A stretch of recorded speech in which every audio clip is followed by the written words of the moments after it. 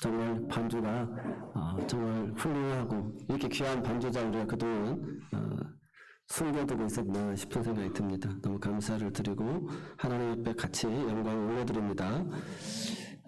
우리 인간이 마지막까지 붙잡고 애착을 가지는 것이 있는데 그게 물질입니다.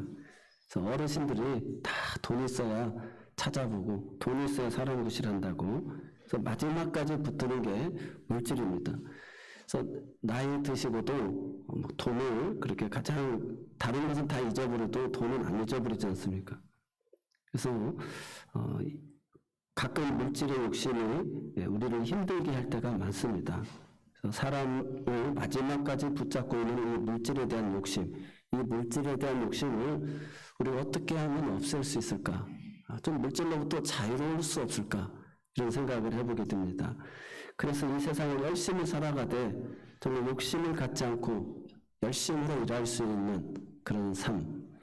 오늘 본문에 이 사도행전의 말씀이 그 모델을 우리에게 보여주고 있습니다.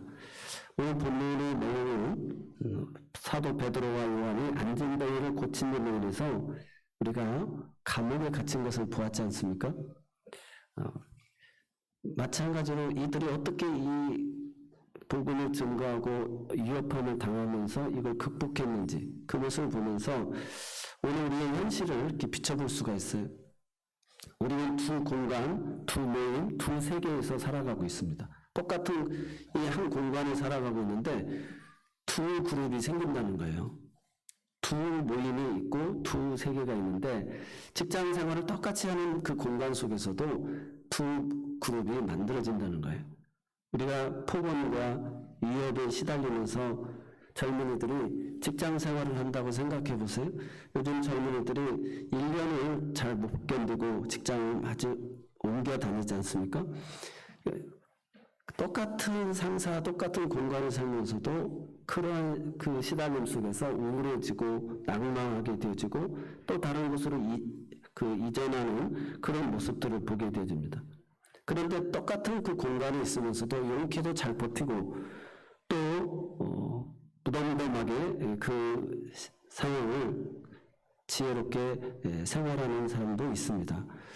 그 같은 공간에서 이 두 그룹이 나눠지는 그 상황 속에서 어쩌면 저렇게 꿋꿋하게 잘 버티고 또 명랑하게 생활할 수 있는지 그 비결은 무엇인지 오늘 우리가 그 직장에서는 이유를 반드시 찾아볼 수가 없습니다. 이 회사가 이래서 문제고 조직이 이래서 문제고 또 그런 복지 대책이 잘못돼서 이런 것이 문제다라고 여러 가지를 이야기할 수 있을 것입니다. 우리가 국가 현안에 대한 문제도 마찬가지죠. 저출산에 대한 문제도 똑같은 대한민국에 살면서 사람들의 생각이 다 다르고 비관하게 보고 있고 또 기쁘게 생활하는 사람도 있습니다. 그 공간에서는 찾아볼 수 없고 또 다른 공간에서 찾아볼 수 있는데 집으로 오게 되어졌을 때 자기를 환하게 반겨 맞이해주는 가족이 있고 또 직장의 그 속상한 일을 섣불리 충고하기보다는 함께 아파하고 기도해주는 부모가 있다라고 하는 거. 비로소 그래서 쓴소리도 견디고 그런 열악한 환경에서도 버텨낼 수 있고 저렇게 직장 생활을 할 수 있구나라는 그것을 다 고개를 끄덕이게 되어집니다. 그래서 이 공간에서의 차이는 저 공간에 가야만 알 수가 있다는 거예요. 그래서 그 가정이 그만큼 중요하고 그 동료들이 그만큼 중요하다는 것입니다. 오늘 1절로 22절은 사도들이 만난 날선 공격과 협박, 그 위협 앞에 그들은 당당하고 의연하게 서 있는 모습, 그것을 볼 수 있는데 그것은 23절부터 본문에 이르기까지 그들에게 당한 모든 일을 함께 나누고 함께 기도하는 동료들이 있었다는 것입니다. 23절에 보면 사도들이 모임에 그 동료에게 가서 제사장들과 장로들의 말을 다 알렸다. 너희가 예수 이름으로 말하지 말라는 그런 협박을 받았고 또 실제로 감옥에도 갇혔었지 않습니까? 그럼에도 불구하고 그들이 이렇게 버틸 수 있었던 것은 그런 동료들이 있었기 때문에 그렇다는 것입니다. 간신히 풀려나서 사도들이 예루살렘 교인들이 한자리에 모여서 하늘이 기도하는 일을 시작하게 되어집니다. 사랑하는 동료들과 함께 그들이 듣고 한마음으로 하나님께 소리를 높여 이르되 대주제여 천지와 바다와 그 가운데 만물을 지은 이시오. 그래서 우리 교회 공동체는 어떻게 보면 교회 같은 가정 같은 교회잖아요. 교회를 통해서 가정을 회복시키는 거예요. 여러분의 일상의 가정의 삶의 모든 문제를 가지고 찾아오게 되어지고 그 내용을 가지고 우리가 하나님 앞에 한마음 한뜻이 되어 한 동료가 되어져서 기도하는 것인 줄로 믿습니다. 그들이 듣고 한마음으로 하나님께 소리를 높여 이르되 대주제여라고 그럽니다. 이 대주제여라는 말은 모든 주권을 가지신 절대 주권자예요. 우리의 기도의 대상이 천지의 창조주이시라는 것입니다. 세계와 역사의 주관자라는 것이죠. 그래서 구별된 세계관을 가지고 있어요. 지금 벌어지는 일도 다 하나님이 예정하시고 주관하시는 분으로 고백하고 있습니다. 그래서 25절에 26절에 이미 시편의 기자가 예언한 것처럼 어찌 열방이 다윗의 입을 통해서 시가 지어진 것처럼 분노하고 족속들이 허사를 경영하였는고 세상의 군왕들이 나서며 관리들이 함께 모여 주와 그리스도를 대적하는도다. 과연 헤롯과 본디오 빌라도는 이방인과 이스라엘 백성과 합세하여 하나님께서 기름 부으신 거룩한 종 예수를 거스렸다는 거예요. 근데 이 모든 것이 이미 하나님의 예정 속에 되어졌다는 거예요. 그래서 헤롯과 빌라도가 함께 할 수 있는 그룹이 아니거든요. 또 유대인과 이방인이 함께 할 수 있는 그룹이 아닙니다. 근데 이들이 다 합심하여서 하나님의 종, 하나님께서 기름 부으신 거룩한 종 예수를 거슬려서 이렇게 대적하였다는 것입니다. 그래서 28절에 하나님의 권능과 뜻대로 이루려고 예정하신 그것을 행하려고 이 성에 모였나이다. 그러니까 하나님의 그런 예정 속에 다 지금 주관하에 있다는 것이죠. 그래서 주여 이제도 그들의 위협함을 굽어 보시옵고 또 종들로 하여금 담대히 하나님의 말씀을 전하게 하여 주옵소서. 여러분, 우리가 이 세상을 한 공간을 살아가고 있지만 이렇게 의연하게 당당하게 명랑하게 그런 소명을 가지고 살아갈 수 있는 이유는 이 믿음의 공동체가 있기 때문이고 사랑하는 가족들, 하나님 사랑하는 동료들을 우리에게 허락해 주셨기 때문인 줄로 믿습니다. 그러면서 한마음 한뜻으로 하나님 앞에 대주제이신 천지의 주관자이신 하나님 앞에 기도하니까 이 또한 하나님의 애정과 섭리 속에 되어진 일임을 알고 그들이 당당했다는 거예요. 오늘은 특별히 3.1절 기념 예배로 같이 드리게 되어집니다. 이 3.1절과 기독교를 보면 당시 인구가 1700만 정도 되었어요. 1919년 1700만 14만 9,909명. 그때 기독교인들은 약 22만 명밖에 되지 않았습니다. 그래서 1.3%에 불과한 숫자예요. 장로교 숫자가 2177개 교회에 18만 명, 감리교가 472개 교회에 3만 5천 명 정도. 아주 인구도 1800만 밖에 되지 않는 그런 상황 속에 우리 기독교인들이 그 작은 수를 가지고 3.1운동을 주도하게 되었다는 것입니다. 오늘 우리 인구가 1930년도에 2천만 명, 1943년에 여자 인구가 남자 인구를 초월하고 1967년에 3천만 명을 돌파하고 1983년에 4천만 명, 2012년에 5천만 명을 이렇게 돌파했습니다. 이런 모든 역사의 이 흐름 앞에 하나님이 창조주이시고 그분이 예정하시고 그분이 작정하시고 그 일을 그 같은 공간 속에서도 하나님의 뜻을 이루어 간다는 거예요. 그래서 1.3%에 불과했던 사람들이 독립운동을 주도하게 되어졌고 이 우리 사회에 그런 선한 영향력을 크게 미쳤다는 것입니다. 우리가 한때 1200만이 되어지는 4분의 1 가까이가 기독교인이 되어지는 그때도 있었어요. 그런데 그 숫자가 많이 이제 줄어들게 되어지고 교회가 3만 불 시대가 되어져 가면서 이제는 하나님 앞에 복지를 맡기지 않냐고 국가가 요람에서 무덤까지 모든 복지를 책임지니까 하나님 앞에 부르짖고 기도할 필요가 없는 거예요. 사람들이 다 정부에 시위하고 또 정부에 항거하게 되지만 그들의 권리를 얻을 것으로 생각하기 때문에 기도하지 않는다는 것입니다. 그래서 오늘 우리 교회 공동체는 이렇게 기도하는 공동체, 가정의 어려움을 가지고도 한 사람이 깨어서 그 자녀들을 위해서 가정을 위해서 기도하게 되지만 하나님께서 천지 창조주이신 하나님이 일하신다는 것입니다. 그리고 희망을 우리에게 그런 선한 영향력을 미치게 해주시는 줄로 믿습니다. 그래서 오늘 우리가 그들이 한 마음으로 듣고 한 마음으로 소리를 높여 기도했다. 대주제요. 그래서 오늘 우리 모두가 성전에 나와서 사랑하는 가족들에 대한 내용, 국가에 대한 내용들을 다 듣고 하나님 앞에 부르짖고 기도해야 될 줄로 믿습니다. 그러면 성령이 임하시게 되어지는 거예요. 성령이 임하시면 어떤 기도를 드리느냐, 30절에 보니까 손을 내밀어 병을 낫게 하여 주옵소서. 그래서 병을 고치는 능력이 나타났어요. 부활하신 주님의 말씀을 전할 때 사람들에게 영혼이 잘 되고 범사가 잘 되고 강건해지는 거예요. 그러다 보니까 심령 골수가 쪼개지고 남고 우리의 생각과 마음을 주장하는 거예요. 아, 이거 다 조상 탓이다, 누구 탓이다, 원망하고 불평하던 것이 마귀가 그렇게 귀신이 역사했구나라는 것이 해석이 되어지는 거예요. 그러다 보니까 사람이 정신적인 치유가 되죠. 그래서 영혼이 잘 되니까 하는 일들마다 형통하게 되고 그러다 보니까 육체도 강건해지고 몸도 회복이 되어진다는 거예요. 그래서 하나님의 말씀을 듣고 내 영적 인심을 맡김으로 인해서 하나님 안에서 해석이 되어지니까 사람들이 다 신진대사가 잘 이루어지는 거예요. 건강해지는 거예요. 그래서 세계 모든 민족이 뛰어난 민족으로 하나님 만들어주신 줄로 믿습니다.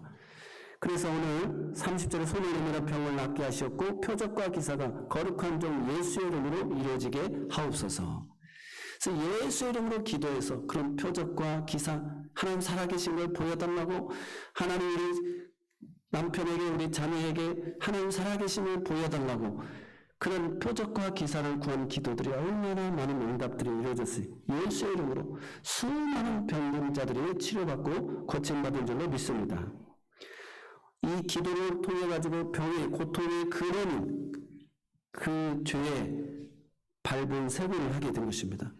그래서 또 다른 병이 생기게 되고 또 다른 병이 생기는데 그 근본 죄의 문제를 해결함으로 말미암아 치유되어지는 거예요. 그래서 내가 누군가를 용서해 줌으로 용서가 받고 누군가를 위해서 기도해 줌으로 말미암아 그 믿음을 통해서 고침받는 역사가 일어나게 되었다는 것입니다.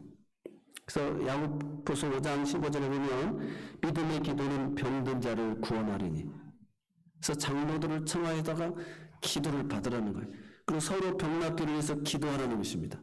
믿음의 기도는 병든 자를 고치는 줄로 믿습니다. 그것에서 구원해 주신다는 거예요. 두 번째로 하나님이 이렇게 합심하여 대주제에게 기도하니까 성령이 임하여서 그들에게 담대히 하나님의 말씀을 전하게 할 수 있는 그런 힘을 주셨어요. 그래서 이 전도라고 하는 것은 그만큼 어렵습니다.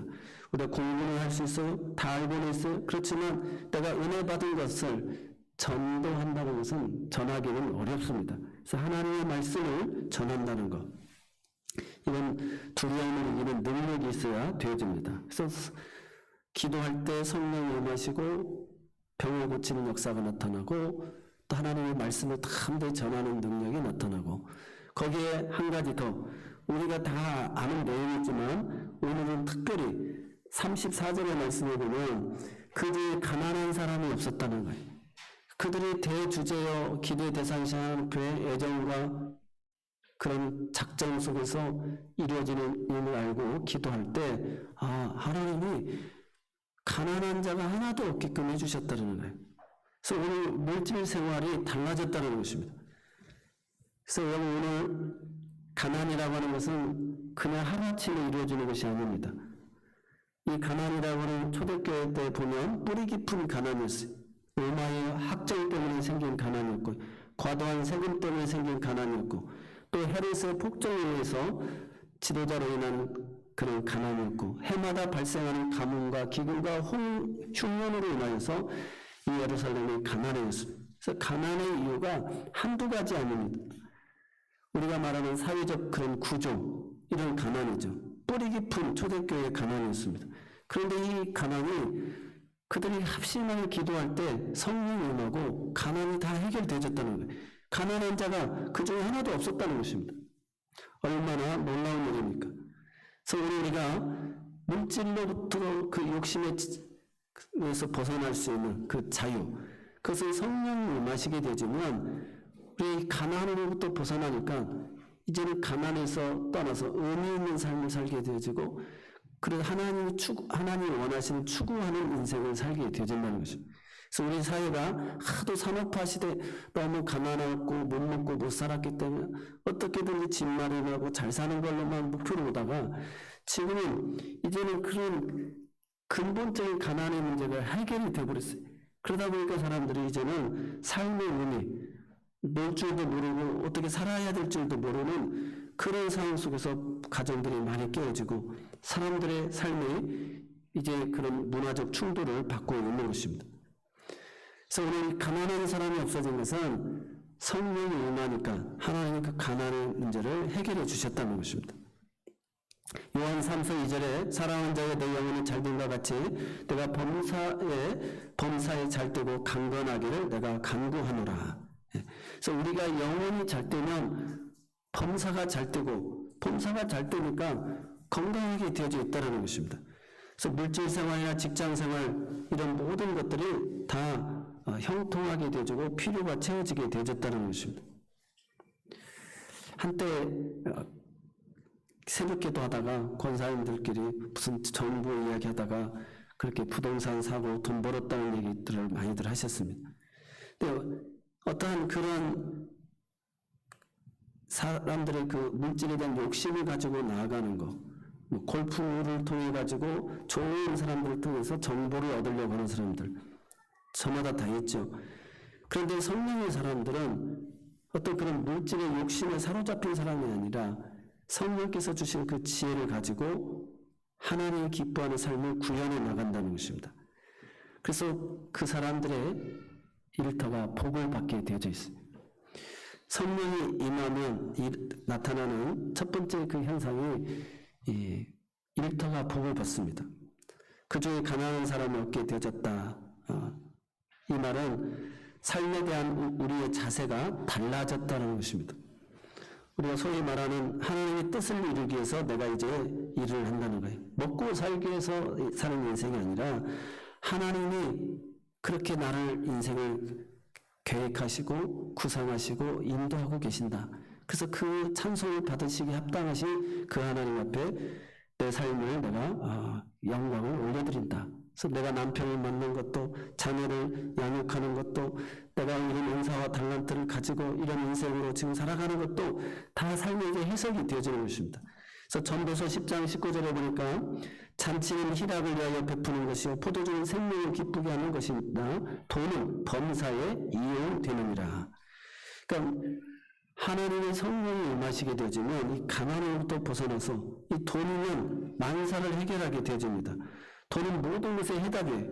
돈은 모든 것의 정답입니다. 그래서 돈만 있으면 다 되는 거예요. 그래서 하나님이 불러서 일하고 하나님이 주셔서 일하게끔 우리에게 돈을 소명을 따라 살아가는 사람들에게 하나님이 청지기에게 돈을 맡긴 것 같이 우리에게 그런 은사도 달란트도 재능도 하나님 물질도 그러한 영향력도 우리에게 허락해 주신다는 것입니다. 그래서 이제는 먹고 사는 인생이 아니라 하나님께서 뜻하신 그 일을 이루기 위해서 내가 일을 한다는 것입니다. 출애굽기 31장 1절 5절에 보면 하나님이 부사렐에게 성막을 만들게 하실 때 하신 말씀입니다. 한번 읽어보겠습니다. 여호와께서 모세에게 말씀하여 이르시되 내가 유다 지파 후레의 손자여 우리의 아들인 부사렐을 지명하여 부르고 하나님의 영을 그에게 충만하게 하여 지혜와 총명과 지식과 여러 가지 재주로 정교한 일을 연구하여 금과 은과 노트로 만들게 하며 보석을 깎아 물리며 여러 가지 기술로 나무를 새겨 만들게 하리라. 아멘. 하나님이 부사렐에게 일을 시키실 때 먼저 그를 부르셨다는 거예요. 그리고 성령을 충만하게 부어주셔서 지혜와 총명을 주셨다는 것입니다. 부르시고 성령을 부으시고 일하게끔 해주셨다는 거. 그래서 소명이란 내가 하지 않을 수 없는 어떤 일이 소명입니다. 이거 반드시 이건 내가만 해야 될 일, 그게 하나님 나를 부르신 일이에요. 그래서 미국의 저자이며 사회비평가 유럽연합의회에서 양심의 국제 헌장 초안을 작성한 오스키니스라는 분이 이렇게 소명에 대해서 정의를 합니다. 소명이란 일을 해서 세상을 변화시키라고 부르시는 하나님의 초청이다. 오늘 저와 여러분이 현재 내가 하고 있는 일이 하나님으로부터 온 것이고 나는 하나님을 대리하여 그 일을 한다라고 생각하게 하신다는 것입니다. 그래서 먹고 살기 위해서 일하는 것이 아니라 하나님의 그 부르심 앞에서 하나님의 그 뜻을 이루기 위해서 내가 지금 일을 한다. 나는 소명을 받은 자다. 그래서 이 직업이 콜링, 하나님이 우리를 부르셨다는 거예요. 그래서 우리가 가지고 있는 직장이 다 만인 제사장이에요. 다 하나님이 우리에게 허락한 성직이라는 거예요. 잠언 11장 1절에 속이는 저를 여호와께서 미워하셔도 공평한 줄을 그가 기뻐하시느니라. 잠언 20장 23절에도 한결같지 않은 저울 줄을 여호와께서 미워하시는 것이요 속이는 저울은 좋지 못한 것이니라. 오늘날 우리가 일터에서 나도 모르게 행하는 그런 부정직과 거짓, 부당 취득 이런 것들은 성경이 다 경고하고 있습니다. 하나님이 기뻐하시지 않는다는 거예요. 그래서 골로새서 3장 22절에 종들아 모든 일에 육신의 상전들에게 순종하되 사람을 기쁘게 하는 자와 같이 눈가림만 하지 말고 오직 주를 두려워하여 성실한 마음으로 하라. 무슨 일을 하든지 마음을 다하여 죽게 하듯 하고 사람에게 하듯 하지 말라. 주님이 주인이시기 때문에 죽게 하듯이 하라는 것입니다. 일본 오사카에 NK 택시 회사가 있습니다. 우리나라 이태식 장로님 형제가 만든 회사인데 섬김과 친절로 유명한 택시 회사입니다. 그 회사의 가장 큰 슬로건은 4가지입니다. 꼭 인사를 시키는 거예요. NK입니다. 감사합니다. 어디로 모실까요? 오늘 저는 누가 손님을 모시겠습니다. 자기 이름을 이야기하고 마지막 끝났을 때는 감사합니다. 잊어버린 거 없으십니까? 라고 이렇게 친절하게 인사했다는 것이죠. 이 4마디 이 친절이 결국 자살하려고 했던 사람을 감동시켜가지고 자살을 막는 일도 있었다는 것입니다. 그들의 철학은 뭐냐면 내가 사원을 섬기고 사원은 승객을 섬긴다. 내가 사원들에게 이익을 주면 그 사원들은 나에게 이익을 준다라고 이렇게 생각해서 무료로 사원들의 그 아파트를 지어줬다고 그래요. 그래서 돈은 들었으나 사원들의 사기가 올라가는 바람에 회사가 번창할 수 있었다는 것입니다. 직장에서 일터에서 일하시는 우리 모두도 이것이 영적인 것이 아니기 때문에 대충 일해도 된다라고 생각하면 안 된다는 것입니다. 돈만 벌면 된다. 돈만 조금 더 주면 그냥 헌시짝 버리듯이 윤리를 버리고 떠나버리면 안 된다는 것입니다. 예수님이 대중들 앞에서 설교를 132번을 하셨는데 그 중에 10번을 제외한 122번은 다 일상생활 속에서 예수님이 삶 속에서 일어나는 설교였어요. 그래서 일터에서 사람들을 가르쳤는데 그 비율을 그래서 52개 가운데 45개가 일과 관련된 거예요. 그래서 씨 뿌리는 비유를 통해서 농부들에게 가르치고 어부들에게는 나를 따르라. 이 고기 잡는 어부가 아니라 사람 먹는 어부가 들으라고 하면서 어부들에게 가르치고 또 농부들에게는 쟁기를 잡고 뒤를 돌아보라고 하면서 가르쳐 주셨습니다. 목수의 일은 30년을 하셨고 3년 공생에 하나님 나라 일꾼으로 일하셨습니다. 그래서 아버지가 일하시니 나도 일한다라고 이야기하고 있어요. 그래서 우리에게 주어진 이 일이라는 게 얼마나 소중하고 귀하고 존귀한 일인지 모릅니다. 그렇게 우리가 성령을 받게 되면 해석이 되어져요. 그래서 내가 일하는 일터가 죽게 하듯이 주님이 내게 주신 소명으로 일하게 되니까 그 일터가 나로 인해서 복을 받아요. 요셉으로 인해서 보디발의 집이 복을 얻는 것처럼 오늘 내가 그렇게 기쁨으로 사람 눈 가리지 아니하고 죽게 하듯이 행하게 되어지니까 가장 믿을 만한 사람에게 가정의 총무를 요셉에게 보디발이 맡기는 것처럼 그 노예의 자리에서 그런 상승의 자리에 올라가는 것처럼 회사도 그런 믿을 만한 사람에게 맡기게 되어진다는 것입니다. 그래서 저 사람이 월급이 적든 작든 자기의 주어진 일을 최선을 다해서 하는 사람들에게 다 보고 바라보고 있다는 것이죠. 그 사람들을 등용하게 되어져 있다는 것입니다. 두 번째로 성령이 임하면 무력이 사라지게 되는데 32절에 보면 믿는 무리가 한 마음과 한 뜻이 되어 모든 민으로 서로 통용하고 자기 재물을 조금도 자기 것이라 하는 이가 하나도 없다는 것입니다. 자기 재물을 자기 것이라고 하는 사람이 하나도 없다. 그러니까 성령이 임하면 이런 놀라운 역사가 일어납니다. 세상 사람들은 술을 먹이면 기분이 좋아가지고 막 주머니 막 다 주죠. 그래서 우리 어렸을 때도 부모님 그 술 드시고 오시면 막 친절하게 막 이렇게 용돈을 많이 받았던 기억이 있습니다. 야고보서 1장 15절에 보니까 욕심이 잉태한 적 죄를 낳고 죄가 장성한 적 사망을 낳는다. 모든 불행의 시작이 욕심이라는 것입니다. 14절에 보면 각 사람이 시험을 받는 것은 오직 자기 욕심에 끌려 미혹되느니라. 그러니까 성령이 충만하게 되지만 이 물질로부터 내 것 아끼려고 막 이렇지 않다는 거예요. 물질을 다스리는 사람이 되어진다는 것입니다. 우리가 부영그룹의 이준현 회장 83세의 나이입니다. 임대 아파트를 23만 가구를 짓고 총 30만 가구의 아파트를 전국에 공급한 분인데 전 세계 유례 없는 인구가 소멸하고 있다면 전 세계적으로 유례 없는 지원을 해야 맞지 않겠는가 해가지고 올해 출산율이 0.78명인데 직원 출산 장려금으로 1억씩 70명에게 지급을 했습니다.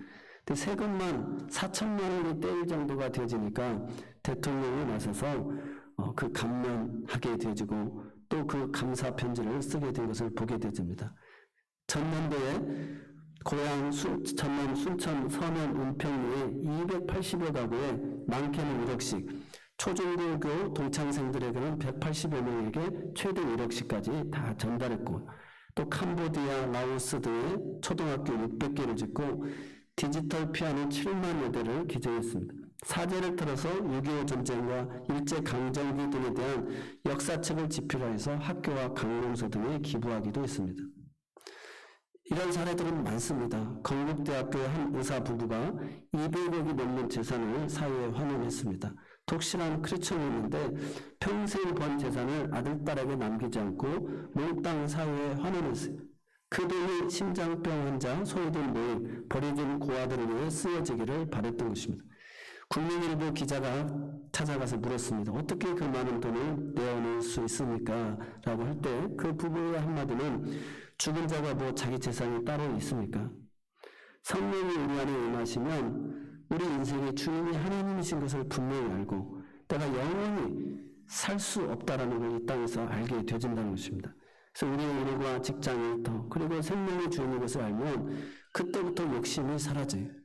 그래서 자녀들에게도 그런 유산을 어느 적당한 것만 남기고 큰 것을 남기지 않아요. 왜냐? 그 일을 통해 가지고 고마움과 감사함이 있고 또 그 가정이 그 일터로 인해서 가정이 화목할 수 있는 인생의 교훈이 얼마나 많이 있기 때문에 그렇습니다. 그 일에서 수고해서 얻어진 그 고마움을 모르면 사람이 되기가 어렵습니다. 소유가 많아서 부자가 되는 것이 아니라 성경은 마음이 가난해져서 부자가 된다라고 이야기하고 있어요. 우리가 잘 아는 시편 23편 1절에 다윗의 유명한 시입니다. 여호와는 나의 목자시니 내게 부족함이 없으리로다. 다윗이 지금 사울에게 쫓기고 자기를 따르는 사람들이 600명입니다. 부족한 것이 얼마나 많습니까? 부족하기 때문에 그가 그런 많은 그 시대의 상황에서는 그 가정들을 이루고 그 재산 아비가일 같은 사람을 아내로 얻어서 또 그 경제적 혜택을 보는 것을 보게 되집니다. 빵 한 조각 동굴에서 물 한 모금 먹으며 가면서 그게 부족한 것이 얼마나 많습니까? 아직도 사울에게 쫓기는데 그런데 여호와는 나의 목자시니 내게 부족함이 없으리로다. 오늘 우리 모두도 내 인생에 하나님이 나의 삶의 주인이시라는 것을 알게 되지며 그분이 내 인생을 계획하시고 나를 보내주시고 나를 통해서 영광받기로 작정하셨다면 오늘 우리는 아버지가 내 아버지신데 하나님이 내 아버지신데 오늘 우리 인생에 부족함이 없는 줄로 믿습니다. 이스라엘의 한 사람이 밭을 샀습니다. 밭을 일구다 보니까 그곳에서 그 금덩어리가 나왔어요. 옛날에는 은행이 없으니까 땅에다가 금을 묻지 않습니까? 이 사람이 그 주인에게 찾아가가지고, 나 이 금 있는지 모르고 땅을 샀는데, 이거 당신 거다고 갖다 주니까, 나는 금 있는지 모르고 당신에게 팔았으니까 이것도 내 거 아니다고. 이 사람들이 서로 재판관한테 가가지고 이게 서로 자기 것이 아니다고 막 싸우는 거예요. 우리나라에 판례에 이런 법이 없다고, 우리 못하니까 자기네 나라에 가서 하라고 해서 랍비들한테 보냅니다. 그러니까 랍비가 이 소식을 듣고는 이런 경우가 있냐, 아들이 있냐 보니까 아들이 있다고, 당신은 딸이 있냐 보니까 딸이 있다고, 그러면 당신 아들과 딸 결혼시켜서 상속시키면 된다고, 재판 끝, 이렇게 얘기했다는. 오늘 우리가 좀 이런 하나님 안에서 그런 아름다운 마음을 가져야 될 줄로 믿습니다. 대통령은 내가 이렇게 된 것은 다 국민들이 땀 흘려서 오늘 이 자리가 있는 것입니다. 그래서 눈물을 흘리면서 고맙고 감사한 마음을 갖고, 또 국민들은 다 정치 대통령이 잘 뽑아놔서 이렇게 우리가 평안하게 잘 산다고, 서로 이런 사회가 되면 얼마나 좋겠어요. 서로가 하나님 이 국민을 생각하니까 여야의 지도자의 서로의 도움도 필요로 해야 되고 서로 상생의 정치를 해야 됩니다 하는 이런 아름다운 사회가 만들어지면 얼마나 감사하겠습니까. 오늘 우리가 회장님이 그렇게 일궈놓은 회사 때문에 이렇게 잘 먹고 잘 삽니다. 또 그 무엇입니까? 좋은 직원들이 와서 회사를 이렇게 일궈줘서 우리가 이렇게 잘 삽니다 라고 하는 그런 노사가 이렇게 서로를 존중해주는 그런 사회가 될 때 행복하지 않겠습니까? 교회의 문제도 교회의 문제는 다 제 탓입니다. 제가 잘못해서 그랬습니다. 이렇게 되어지면 문제될 게 없죠. 또 저는 참 이렇게 부족한데 우리 성도들 잘 만나서 제가 이렇게 행복합니다. 우리는 부족한데 목사님 잘 만나서 우리 행복합니다. 우리 교회 장로님이 훌륭해서 우리 교회가 이렇게 참 본이 되어진다고. 또 장로님들은 목회자를 자랑하고, 서로가 행할 때 이 무력이 사라지게 되고 욕심이 사라지고 정직한 가운데 그런 성령의 지배를 받게 되어질 줄로 믿습니다. 마지막으로 보니까 성령이 임하시면 물질을 나누고 드리게 되어진다는 거예요.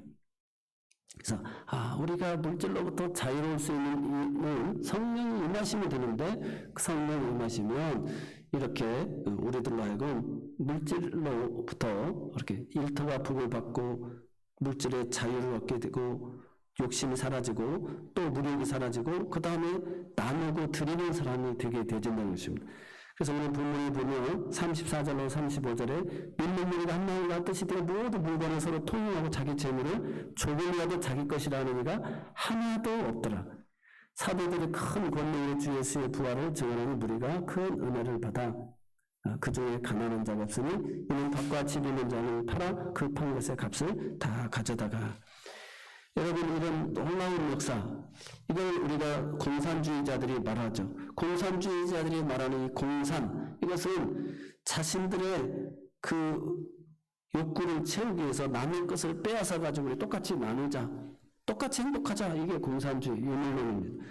그러나 우리 기독교는 그런 하나님의 사랑의 발로로 인해서 내 것을 내놓아 가지고 서로의 필요를 나눠주는 그런 자발적인 사랑에서 이루어진 정신이라는 것입니다. 이걸 우리는 상부상조라고 합니다. 그래서 고린도후서 8장 2절에도 그 내용이 나옵니다. 그래서 이방인 교회들로 하여금 예루살렘 교회가 지금 기근이 어려우니까 도와주자, 이렇게 바울이 편지를 쓰고 마게도냐에 있는 교회들에게도 편지를 쓰게 되어집니다.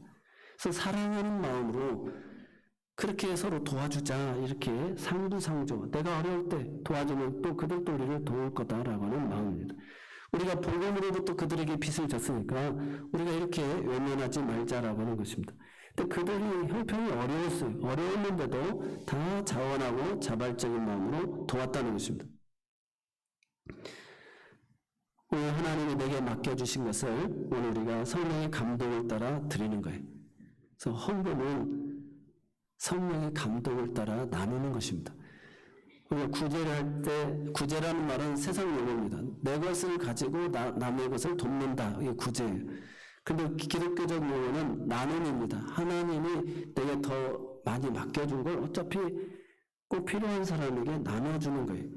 그래서 합당히 가져가야 될 사람에게 돌려줬습니다라는 것이 나눔입니다. 그래서 우리 기독교는 그런 나눔의 그런 공동체가 되어지는 줄로 믿습니다.